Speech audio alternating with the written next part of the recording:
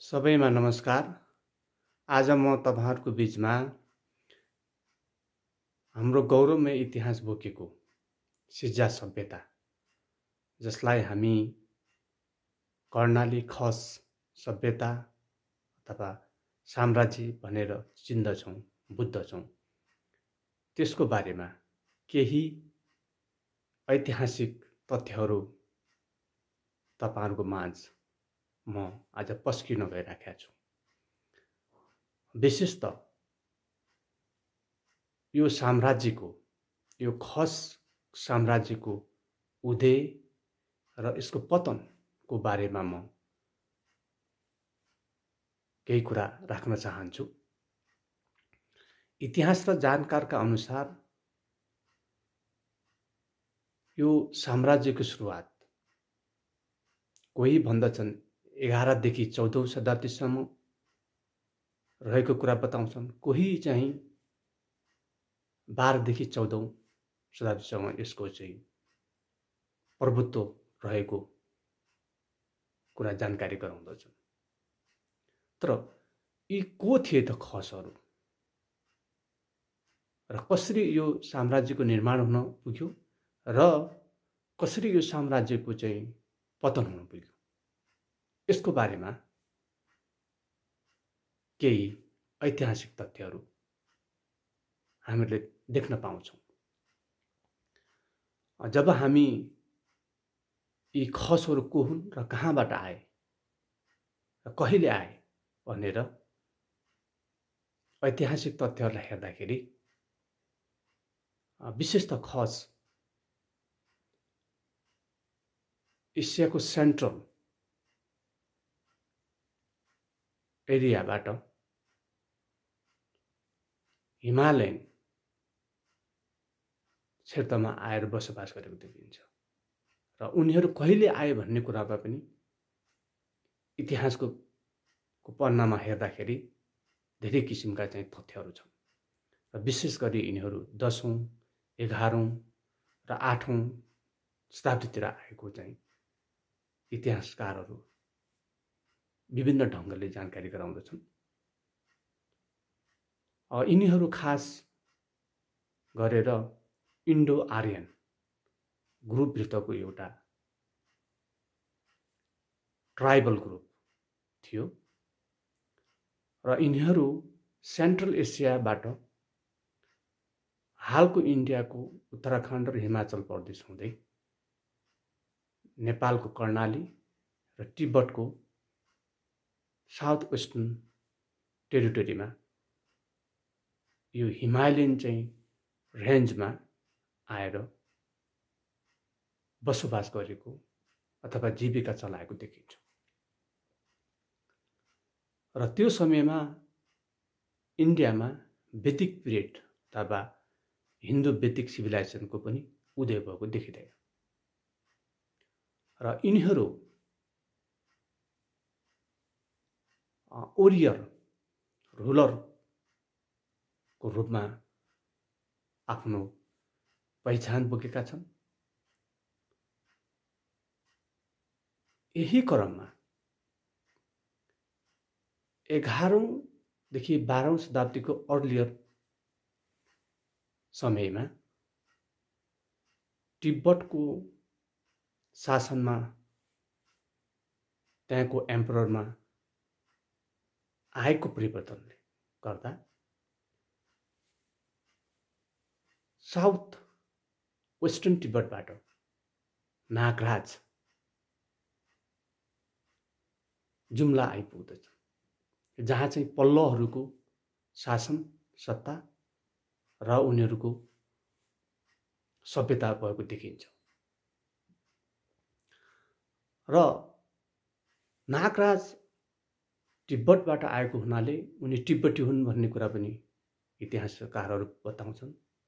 तर उनी तिब्बती नभएर खस नै भएको र उनी चाहिँ तिब्बतियन त्यो चाहिँ हिमालयन रेन्जमा गएर बसोबास गरेको कुरा पनि केही इतिहासकारहरू बताउँदछन्। जे होस्, उनी तिब्बत क्षेत्रबाट आई जुम्लाको सिज्जा, जुन अहिलेको सिज्जा भ्याली छ, त्यो भ्यालीमा आफ्नो शासन सत्ता, आफ्नो राज्य स्थापना गर्दछौँ। र नागराज नै यस खस सभ्यताको पहिलो एम्परर अथवा शासक थिए र उनले त्यहाँ भएको जुन पल्लहरू छन्, जुन पालहरू पनि भनिन्छ, त्यो पालहरू छन्, ती पालहरूलाई आफ्नो अधीनमा ल्याई आफ्नो राज्य सत्ता स्थापना गरेको देखिन्छ। र उनले एउटा विशाल साम्राज्यको सपनादेखि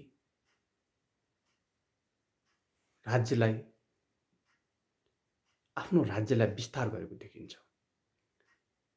र यो विस्तार गर्ने क्रममा उनका सन्ततिहरू, विशेष गरी अशोक सल्ल र जितारी मल्ल, पृथ्वी मल्ल, यिनीहरूले यो साम्राज्यलाई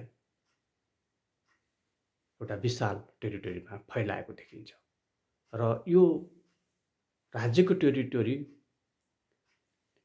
इन्डियाको कुमाऊ, गढवाल हुँदै वेस्टको सुतलज रिभरसम्म फैलिएको देखिन्छ। र त्यसै गरी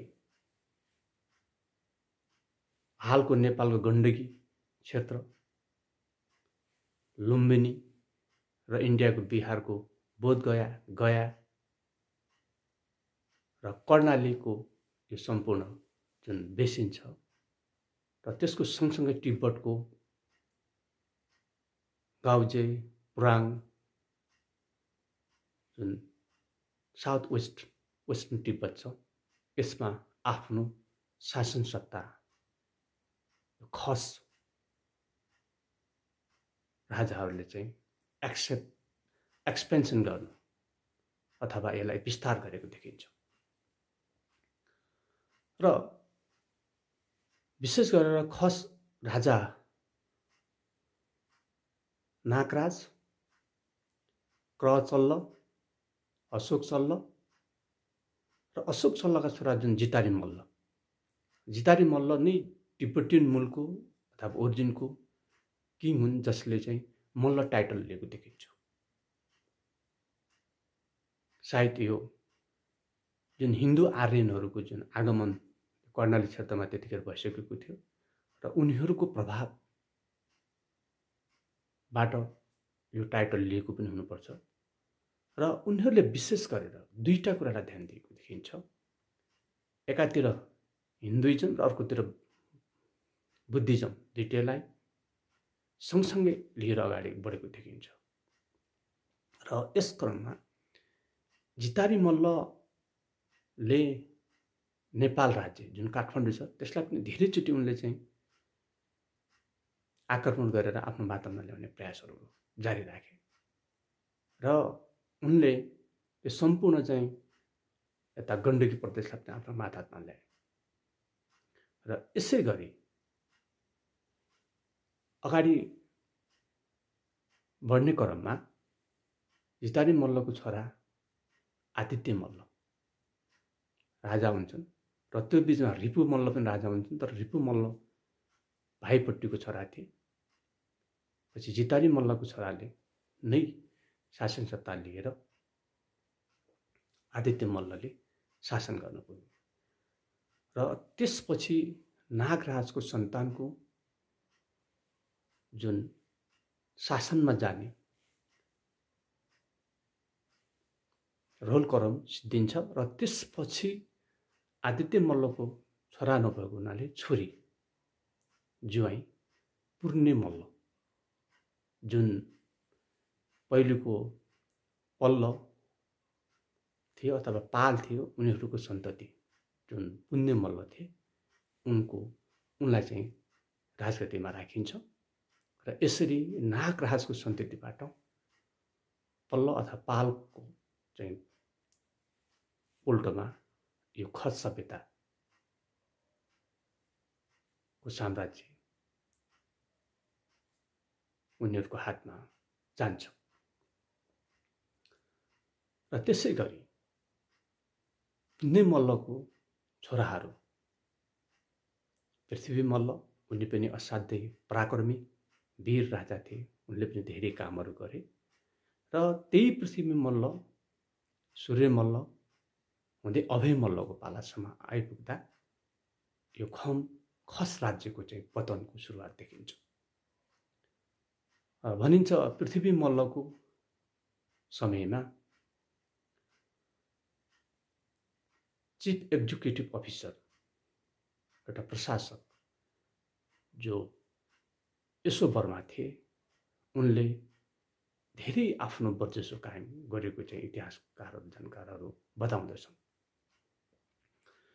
जुन यसो वर्माले राजनीतिक र स्टेट चलाउने सन्दर्भमा आफूलाई हाबी राखेपछि पृथ्वी मल्ल र सूर्य मल्ल हुँदै अभय मल्लको पालासम्म आउँदा उनीहरूले राजकाजभन्दा पनि धार्मिक कुरामा बढी ध्यान दिएको भन्ने इतिहासकारहरूले जानकारी गराउँदछन्। र त्यसै गरी अभय मल्लको पालामा आइपुग्दा यसो वर्माका छोरा मल्ले वर्माले आफूलाई कालीकोटको खाँचामा राजा घोषणा गरी आफ्नो राज्य सञ्चालन गरिसकेको अवस्था छ। र यसको डेडलाइन पनि झन्डै 1338 37 उनले सुरु गरेको भनिन्छ, कहीँ 1400 पनि भनिन्छ। र झन्डै 1400 को पूर्वार्धमा सुरुवातमा मल्ले वर्माले सिजाकको राज्यलाई आफ्नो मातहतमा लिई आफ्नो छोरा मेदिनी वर्मालाई त्यहाँको प्रोभिन्सियल हेड बनाएको इतिहासकारहरू जानकारी गराउँदछन्। र जब अभय मल्ललाई अपदस्थ गरी सिजा राज्य आफ्नो मातहतमा लाग्दछन् र यो क्रममा मल्ले वर्माको हातमा अथवा वर्मा फ्यामिलीको हातमा यो साम्राज्य आइपुग्दछ। र यो क्रममा यो सिजा सभ्यता अथवा साम्राज्यमा दुल्लुक र सिजा दुईटा राज्य सञ्चालनका मुख्य भूमिहरू रहेको देखिन्छ, क्यापिटल रहेको देखिन्छ। जाडोमा दुल्लोमा आएर राजकाज गर्ने र गर्मीको समयमा सिजामा गएर राजकाज गरेको अभिलेखहरूले चाहिँ ताम्रपत्रहरूले चाहिँ जानकारी गराउँदछन्। र त्यसै गरी जब वर्मा फ्यामिली जो विशेष गरेर 11औं या 12औं शताब्दीतिर इन्डियाबाट मुस्लिमहरूको अतिक्रमणपछि हिमालयन क्षेत्रतिर प्रवेश गरे, उनीहरूले भारदार भएर काम गर्दै र बिस्तारै मल्लहरूको शासनलाई आफ्नो हातमा लिए। र त्यसै गरी मल्ले वर्माले आफ्नो 4 भाइ छोराहरूलाई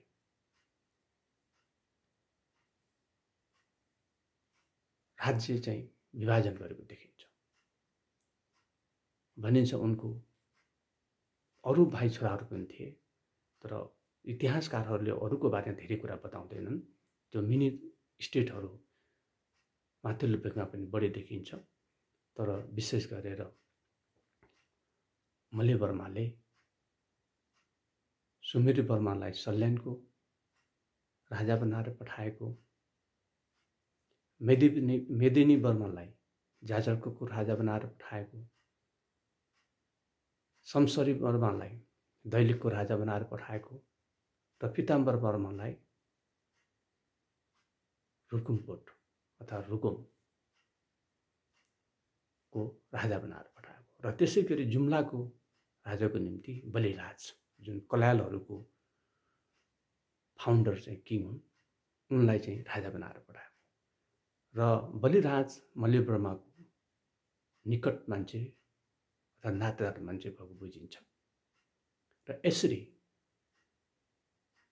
बिस्तारै मलय बर्माका छोराहरूले आफूलाई अटोनोमस राज्यको रूपमा घोषणा गर्ने क्रममा गण्डकी प्रदेश र त्यसै गरी कर्णालीमा 22 राज्य सुरुवात भयो भने गण्डकी प्रदेशमा चाहिँ 24 राज्यको सुरुवात भयो र यी प्रिन्सिपालिटिजहरूको सुरुवात नै यो विशाल खस साम्राज्यको पतन भएको देखिन्छ र त्यही क्रममा तिब्बत पनि तिब्बतियनहरूले आफ्नो कब्जामा लिएको देखिन्छ र इन्डियामा पनि जुन गढवाल कुमाऊहरूमा पनि त्यहाँको चाहिँ लोकल राजाहरूले त्यो आफ्नो भूमिलाई स्वराज्य घोषणा गरेको देखिन्छ।